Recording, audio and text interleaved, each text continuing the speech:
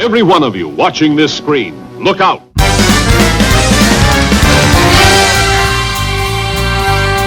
Anything can happen in the next half hour. What did I tell you about cartoons?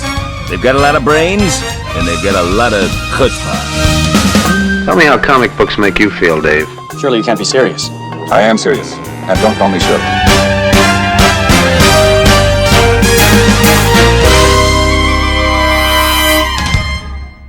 Hello and welcome to ToonTalk.Show. This is the show about cartoons, comics and animation. My name is Franz Cantor. I'm a cartoonist, illustrator and Toon Talker, and my co-host is Kim Bridges, and I'm the president of the Australian Cartoon Museum. Right, where we're shooting it actually right now. Right downtown. So this is welcome to the second edition, the second episode of Toon Talk, which hopefully will be shorter. Yes. And today we're going to interview Behind the Brush. Will be a segment where we interview the artist behind the brush. And today we're interviewing Paul Harvey, and he's a very prolific sports caricaturist and cartoonist living in Australia, in Melbourne. Behind the Brush? And yeah, Behind the Brush. We Okay. did that joke last week. Oh, curses, foiled again. All right, also we'll be looking at cartoon ads. Yes. And this is another segment, cartoon ads. Of course, I worked most of my life in advertising, so it's a very close subject to I knew me. there was something sleazy about you. Yes, that's it. And we'll be looking at cartoon premium toys for Kellogg's from the period 1960s to 1972. There were two issues of toys, little premium toys inside the box. Crater Critters. Crater Critters. Yep. Crater Critters. Crater Critters and... With a K. No, was it? No, it was with a C, I think. Crater. We'll check. Crater. Tour.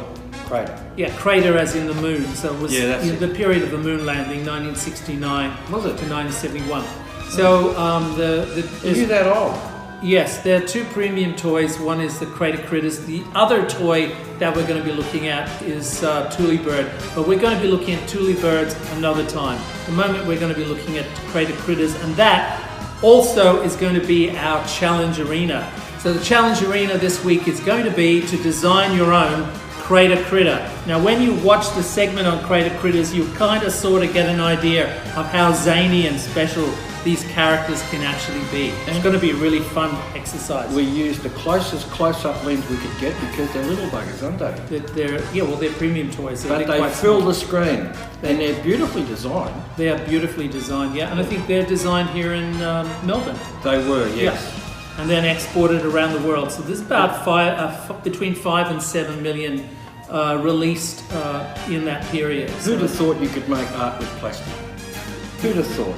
Well, cartoonists design anything. Yeah, they Anything's do. possible They with do. Yeah, cartoonists. they do. So the other thing we're going to be doing is the obligatory cartoon cat drawing. We're going to feature this little fellow here, the Cat in the Hat, which of course is designed by Dr. Seuss. And that's going to be our drawing. We're going to draw the cat, and I'm going to give you a little bit of a wiki on Dr. Seuss and the Cat in the Hat. Quite a bloke, actually. While the drawing happens. Quite a bloke. Yeah. Sold more kids' books than anybody else in history, hasn't he? Except with the Disney, Winnie the stable. Pooh or something. Yeah. No, and there's a lot of things to find out about him. He's a really interesting guy. Yeah. So that's all on today's Toon Talk. So let's get started. We're back. I just want to quickly mention we need your help. The Cartoon Museum is a not-for-profit organization. We actually need your help to subscribe to YouTube. Our YouTube channel, ToonTalk.Show, is the channel that you need to subscribe to. Doesn't cost any money, and we'll be eternally grateful. The Australian Cartoon Museum is a not-for-profit. Yeah, and we need your help to keep going. So please subscribe and ring the little notification bell to get updates on when we go to air. Ding. We've got big plans for cartoons, comics, animation, and indeed the show. All right, so don't forget that. Please. Hi, I'm Franz Cantor for Toon Talk. I'm here with... Paul Harvey. And what are we going to be talking about today? I was going to take you through a little bit of live caricature and non-live caricature work. Wow, the scary stuff. 40 in an hour. 40 in 2 hours. Well, Anthony Pascoe and I did 80 in just over 2 hours yesterday. Oh my God. Yeah, that was crazy stuff. Okay, coming right up. So, you're working on a series of football caricatures for collector cards. Select footy cards, yep. Yep. And you've just done one, and they were on exhibition. The originals were on exhibition at the Australian Cartoon the cards Museum. from last year, yeah. Right. How many caricatures are there? 72, 4 from each team, so 18 teams. So you're working currently on the next set. Yeah, next set, about 3/4 of the way through. Yep. So you want to 24 talk to go. us through where you're at the moment? Yeah, so I like to do 3 from each team and sort of work through. I don't like to finish any one particular team as I go through, which is just the way I work.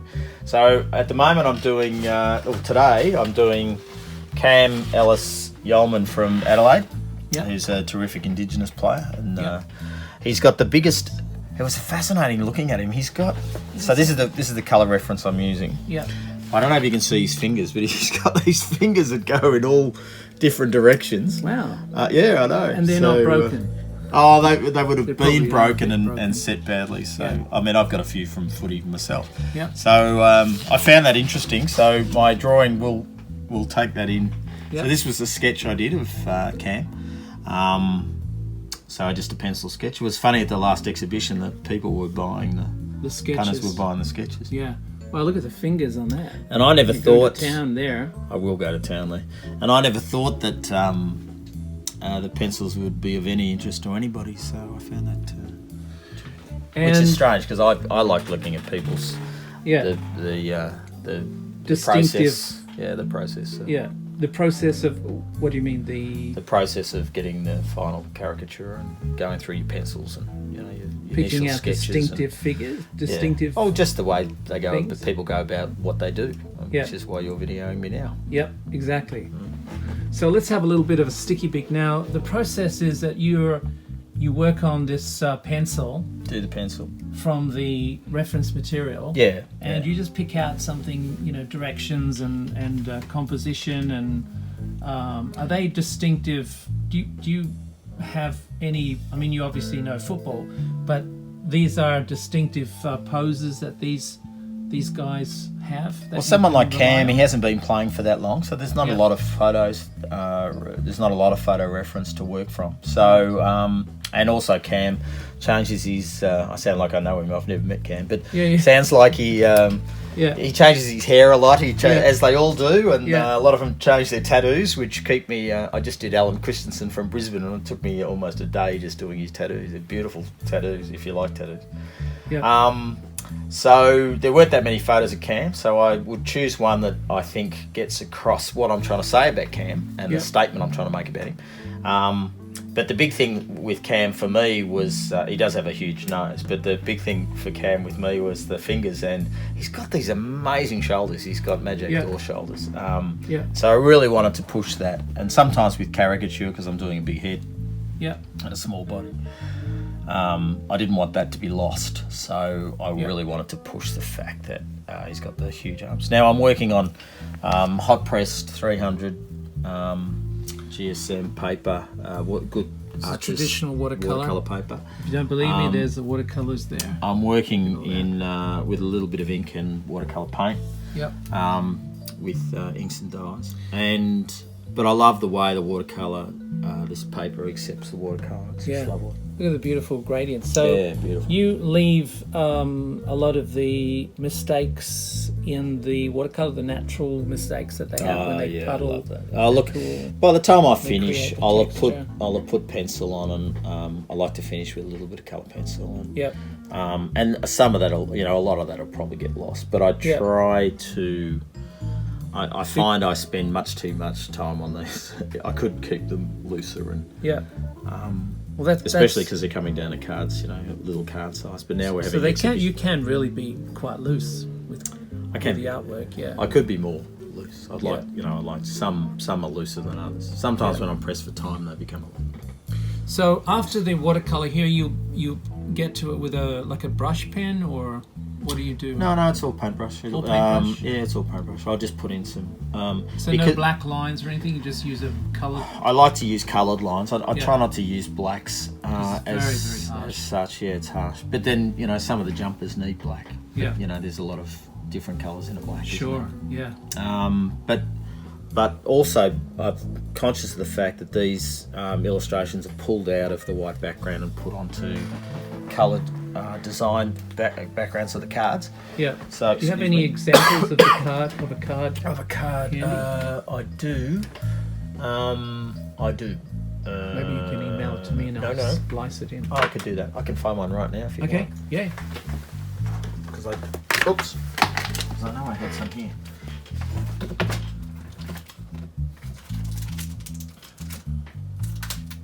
Okay, so this is one from last year. This plastic mod. Yep. Okay, so that's Dane Beams from. Whoa! Look at that. How does that look on the thing? Let's hold it up to the light. Is that plastic not good? Yeah. No? The plastic's not good, but Oh, let me take it out. I'll try and take it out and see if it's. Somebody gave me these, so which was nice. Does that help? How's that? It does. Look at that. So that's Dane Beams, the Brizzy Lion champion. Wow. I love this bloke. I actually did. He's funny. Dane Beams. He's got one complete sleeve, and the other arm's bare. And just by coincidence, I drew him that side, so I didn't have to do any of his tats. So that was good. Yeah, they look surprisingly strong against the foil, and it's not flat foil either. It's laser. It's beautiful foil. They're a great card. Holograms. They do a great job, these guys. Yeah. That's Steve Randall's from Spike. Yeah. He's a mate of mine. He does a great job. Look at that. Spike Creative. Give him a plug. Yeah. Beautiful. They are good. Well done. And the guys from Select are terrific blokes. I'll give them a plug too. But I've been working. It's a good size card too. Yeah, they're great. So I've been doing the sets for 7 years. This is my 7th year. 7 years. 7 years. Wow. So 72 players for the 7 years. So that's a lot of footballs I've done over the time. Some I've done 2 and 3 times. A lot of them you've done digitally. You did like in the computer. I started digitally. I worked digitally. I always did the line work by hand and then would digitally colour them. Yeah.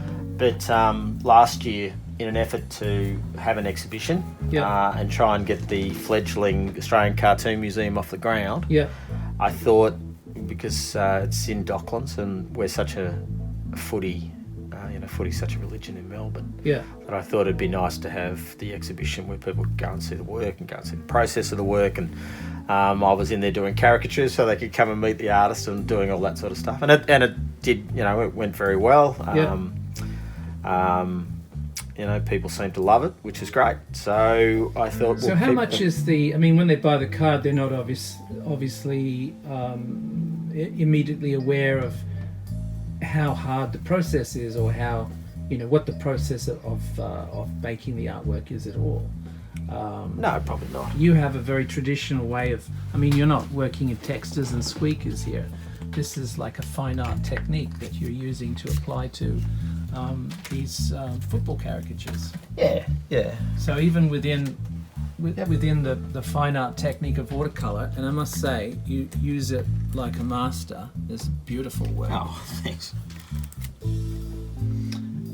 That's a traditional way of doing a watercolor. Oh, look, they'd probably take me a little bit longer doing them this way than they would have in the end. But as an artist, it's lovely to have. A hands-on piece of art at the end of it. Smell the paint. Yeah, smell the paint, see the mistakes. Yeah. Mistakes are good. It was funny. I've been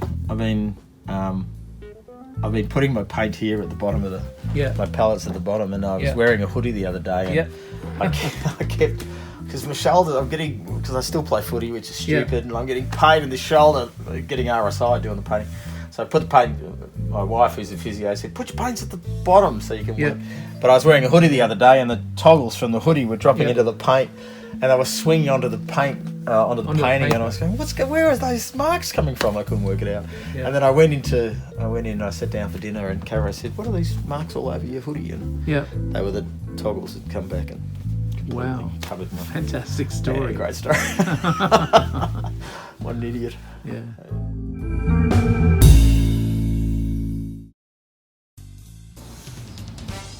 Okay, so welcome to Cartoon Cats.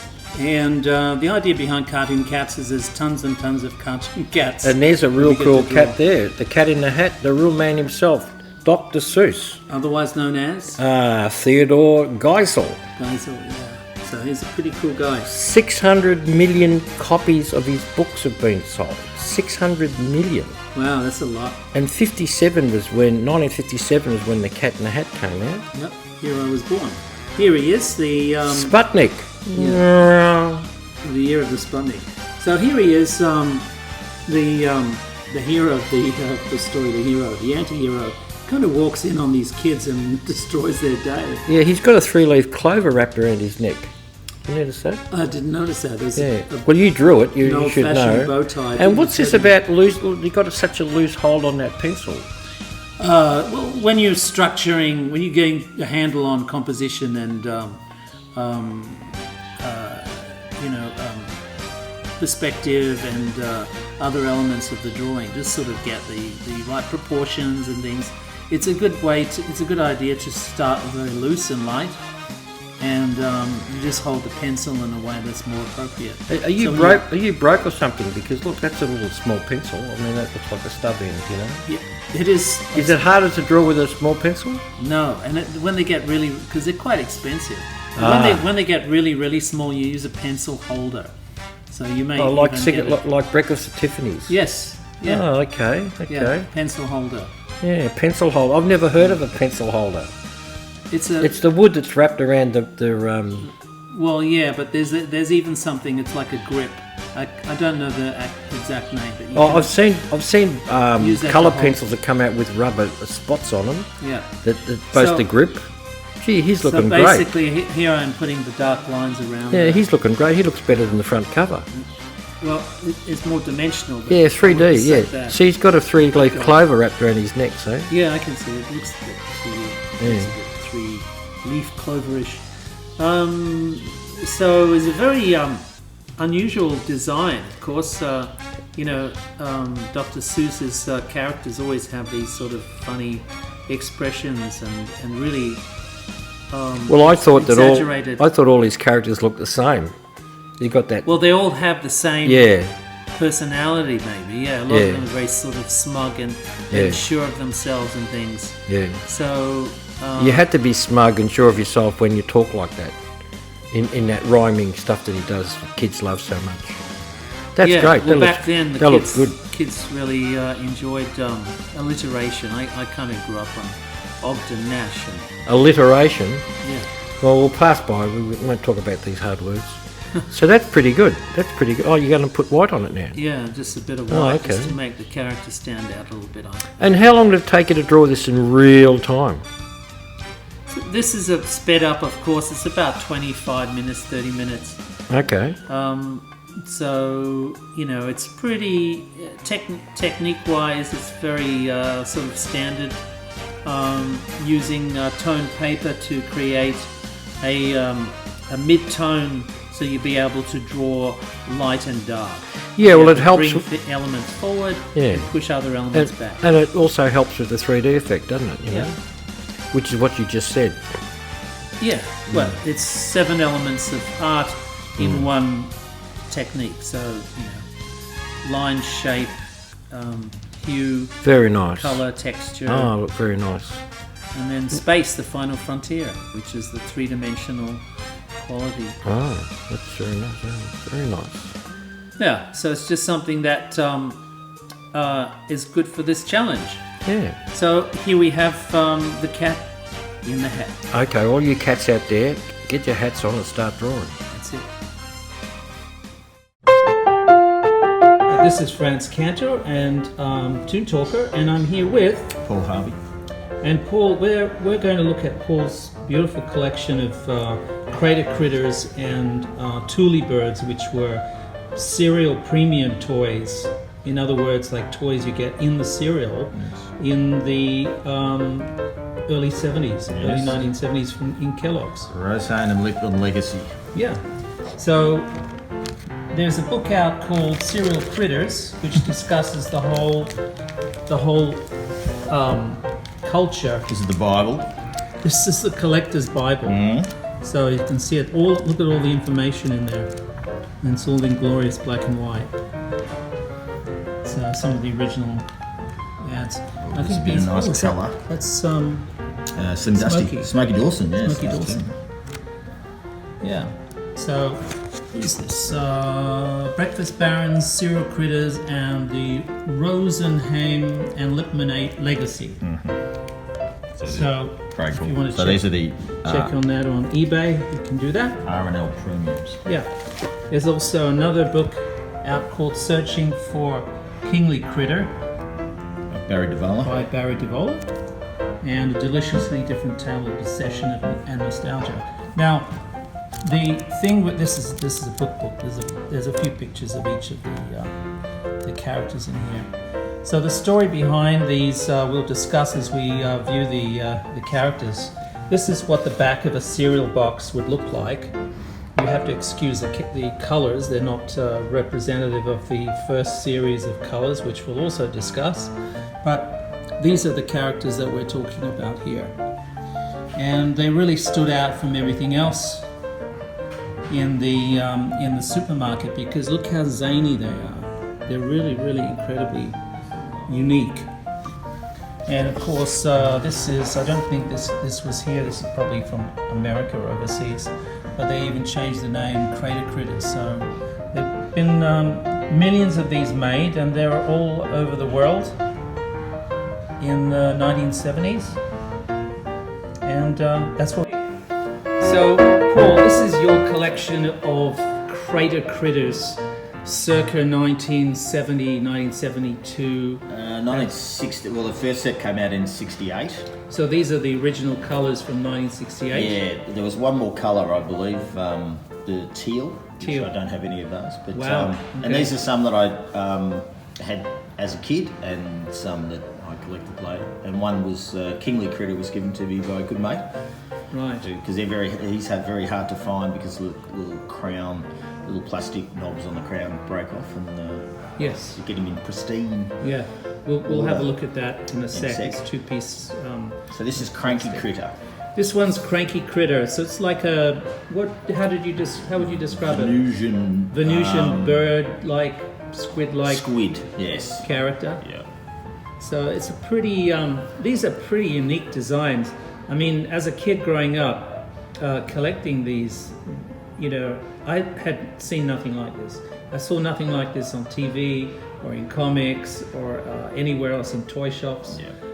These were very, very unique, and really a testament to the designer to make something that's so iconic. I guess that something that's collectible is, sure, it's rare. Let's face it, has to be rare. But I think it has to be in really a good design, like a memorable design, something Memorable. And they're all that you very remember. memorable. Yeah.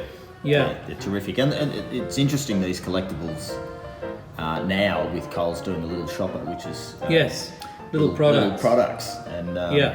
trying to entice kids, but also sell their products and create A demand for the product, the actual product. So I guess product loyalty comes into their boardroom meetings Yeah. when they talk about getting kids hooked on soap. We'll have to like the product. well, creating little consumers that Yes. go and buy. Yes. Yeah. So this was really for an experience. Kellogg's were aware, I'm sure, in the 1960s and 70s, that breakfast time for kids, because of cartoons on TV and the proliferation of comics, that their breakfast cereal was a kid zone. Yeah. It was a kid-friendly zone. It was a kid zone. Sugar, whatever, sugar frosted flakes and sugar frosties and things, and it was something that we all look forward to as kids. And to expand the experience of having fun at breakfast time, they created these cereal toys. Catching kids in that window where they're actually sitting yeah. quietly eating breakfast, Yeah, and then having but all also these creating a beautiful designs demand on for the eating the product, because the more product Absolutely. you eat, the more packs tapping more into toys you can get. the nag factor. Yeah. Getting the mum and dad to buy the product so you can get them. Yeah. So when you were in school, you'd be probably swapping with your friends, right? Yeah. To get different characters, sort of like you could get the sets. football cards and Scanlan's cards and things like that. Yeah, for sure. Yeah. For sure. So if I had friends, I would have done that when I was a kid. I didn't have any friends. I was a loner. So I didn't have many friends with the same interests, unfortunately. Well, look, these characters are designed by a cartoonist, and they're really a joy to look at because there doesn't seem to be any rules involved in these. No rules.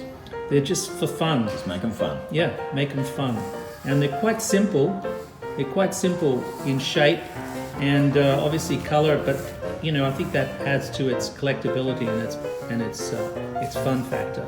The fun factor is not based on any, it's not a licensed character at all. These are individual, beautifully designed. Great creatures. ideas. Yeah. So Crater Critters obviously sounds like a boardroom name. Crater Critters. They live on the moon, Clever critter. in craters, or on a planet actually. There's a planet. There's a whole story of this which I never bothered to read.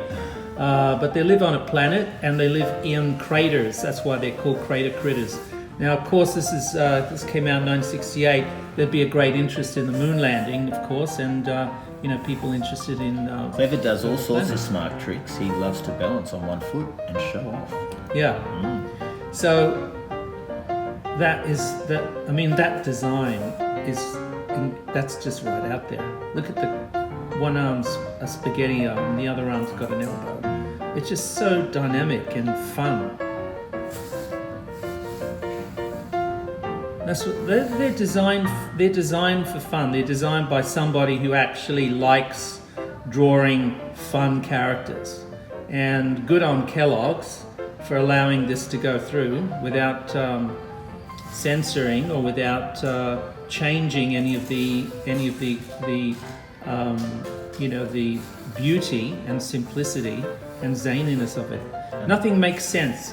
You should never allow sense to come into the factor of these, of designing serial premiums. Until, of course, someone swallowed one and then they stopped doing it. Oh, really? Is that the story? Oh, isn't that usually the That's story? just an urban legend someone It's made probably up. an urban legend. Oh, well, I'm spreading it now. Yeah. What's this guy called? This guy is Crawley. Crawley likes to pretend to frighten everyone by pulling horrible faces, but he doesn't really mean any harm. No. This was my favourite one because I don't know. There's something about it. Maybe it's the one the I symmetry. remember. It's the one I remember the most. Yeah. That and the little top hat, which Yeah. we'll get to. And I used to take this to school and just fiddle with it, like it was a rubber on the top of your pencil. Yeah. Yep. It's just something to occupy your hands instead of doing maths. I just adored it. It's something about it, the simplicity of it, and the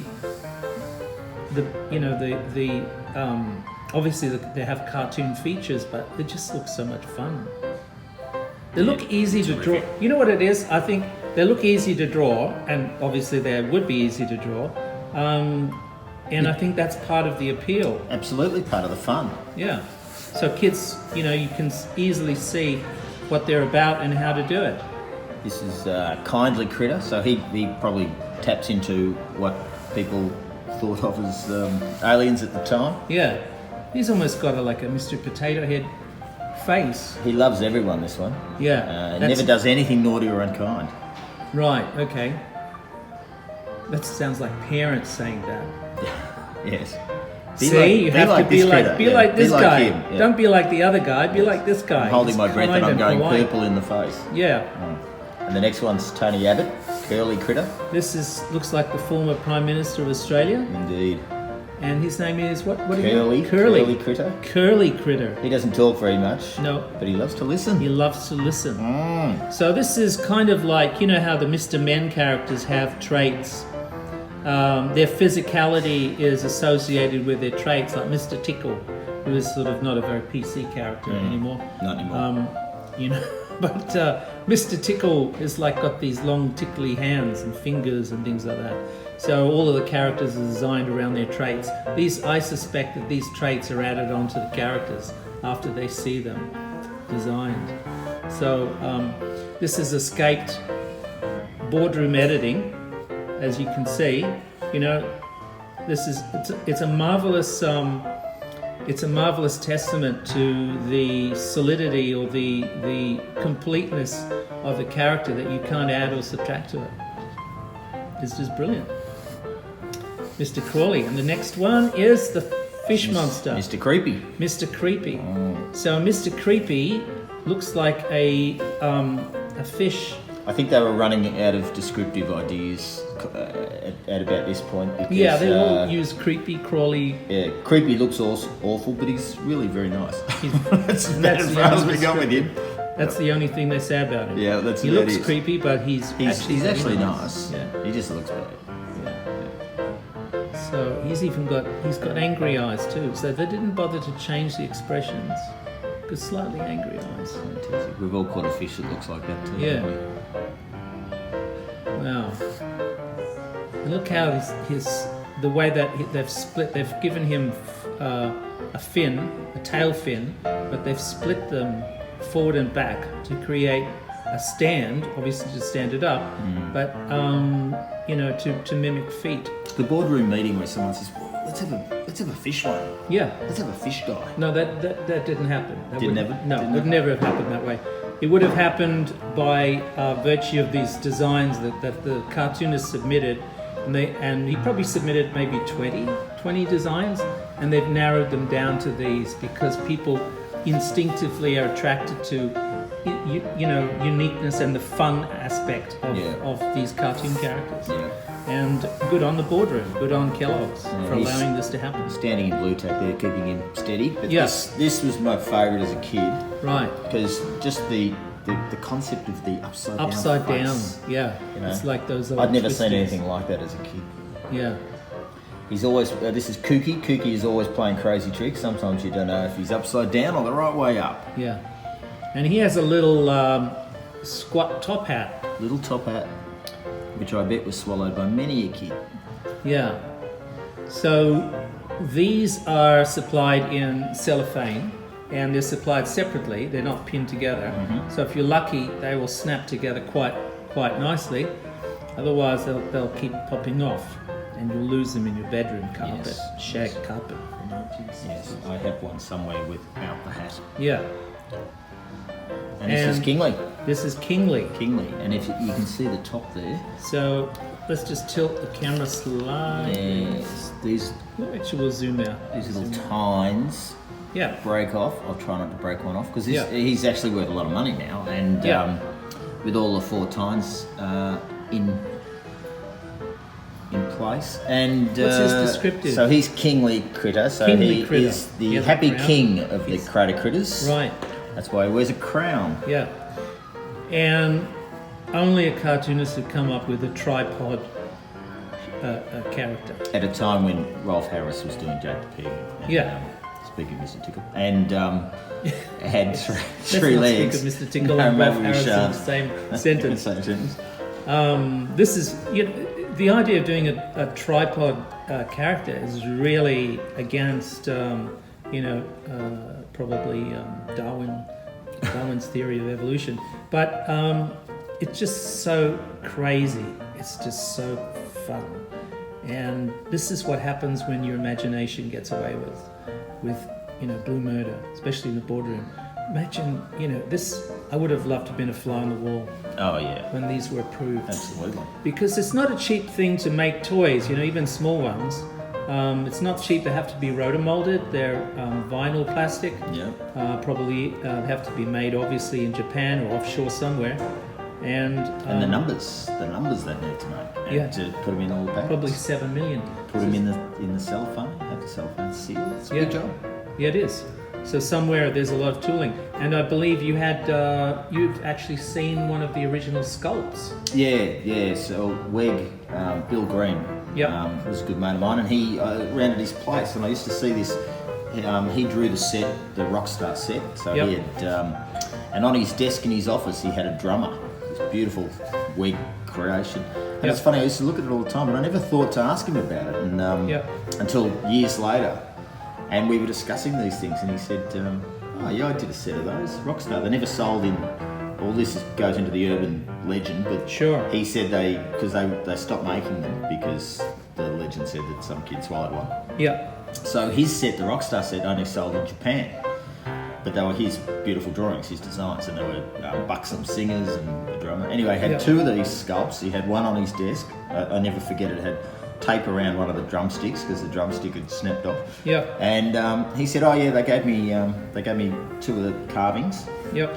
That they made the characters from, and they're beautiful. It's so cleverly done, and they're about 10 times. Do you have the whole set, or 10 times the size of the Rockstars? No, I don't have any of the Rockstars. As I say, they only sold in Japan.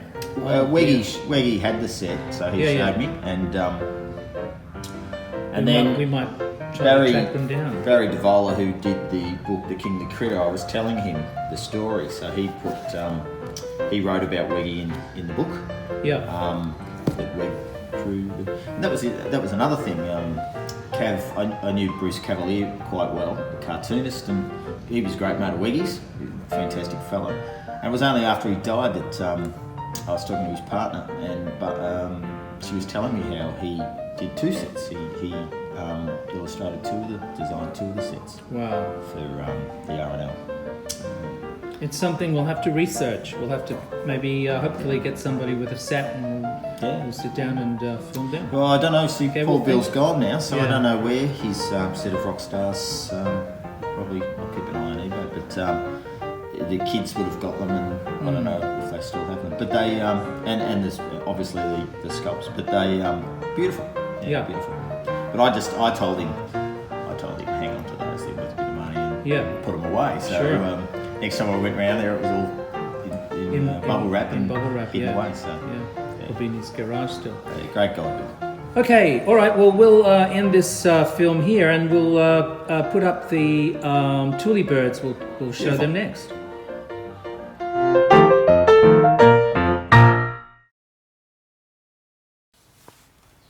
Welcome to the Cartoon Challenge Arena. So these are the Crater Critters. This is our challenge for the day, and I'm doing Creepy Critter, which is the guy that looks like Mr. Tickle. So this is I usually start with a little thumbnail. How long is this? Well, like when was this? What? 1969, I believe, to 1971. So it's around the moon landing era. Okay. Oh, and hence the Crater Critters. Yeah. So okay. If you go back to the Crater Critters video, you'll see all of the different characters.